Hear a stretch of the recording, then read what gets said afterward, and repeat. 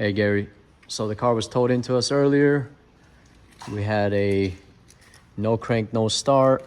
We initially thought it was a starter, but we tested the starter manually and it worked just fine. We checked for the control unit signal that energizes the relay, and the relay control side was working good. What was faulty is the simple starter relay. We already put one in here, and I'm gonna go ahead and start it for you, and she should be good to go.